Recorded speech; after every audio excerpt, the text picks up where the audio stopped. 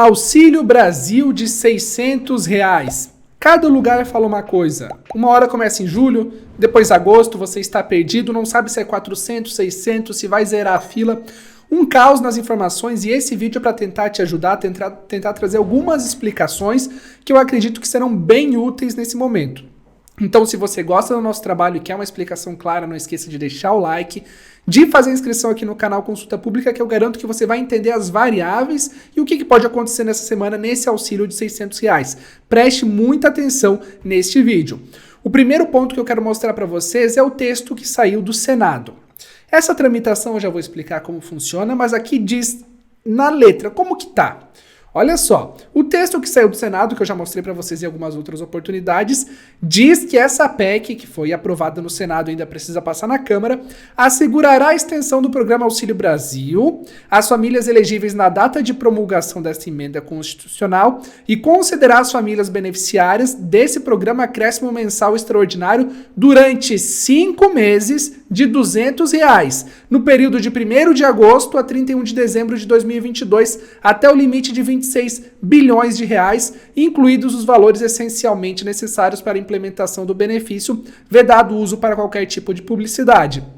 Então, está incluso nesses 26 bilhões o valor da operação que vai pagar para a Caixa, algumas questões desse tipo.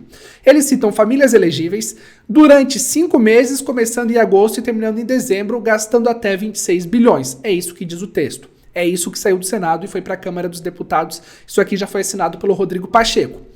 Pois bem, isso pode mudar? Isso vai ser votado agora na Câmara dos Deputados. Os deputados podem mudar alguns pontos e podem mudar sem atrapalhar os prazos.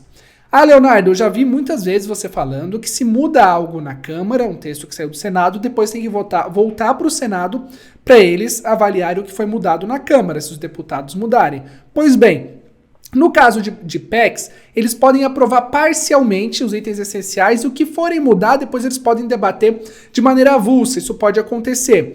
Isso aqui explica muito bem a tramitação. Olha só, parece bem técnico, mas eu vou traduzir de uma forma bem simples. Votação no plenário. A proposta é analisada pelo plenário, a aprovação depende dos votos favoráveis de 3/5 dos deputados, são 308, em 2 turnos. Em geral, os deputados aprovam o texto principal do projeto e destacam alguns trechos para a votação posterior. Esses trechos são chamados destaques. Normalmente, essas votações posteriores servem para confirmar ou retirar alguns trechos do texto da proposta. Também podem ser destacadas emendas para alterar o texto. Então, eles podem passar o principal e depois pegar os pontos, as partes pontuais. Depois de concluída a votação em uma casa, pode ser no Senado ou na Câmara, agora já foi no Senado e foi para a Câmara, a PEC é enviada para outra. Se o texto for aprovado nas 2 casas sem alterações, é promulgado em forma de emenda constitucional em sessão do Congresso Nacional. Se houver modificação substancial, não apenas de redação, ela volta obrigatoriamente para a casa onde começou a tramitar. A alteração em uma casa exige nova apreciação da outra casa sucessivamente. É possível haver a promulgação fatiada, apenas da parte aprovada pelas 2 casas. Ou seja, digamos, saiu do Senado, chega agora para a Câmara.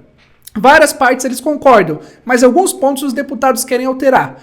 Para não trancar tudo, para os senadores terem que avaliar essas alterações, eles podem fatiar, aprovar a parte do Auxílio Brasil e depois debater outros termos. Então eles podem fazer isso, depende do bom senso dos deputados e senadores neste momento.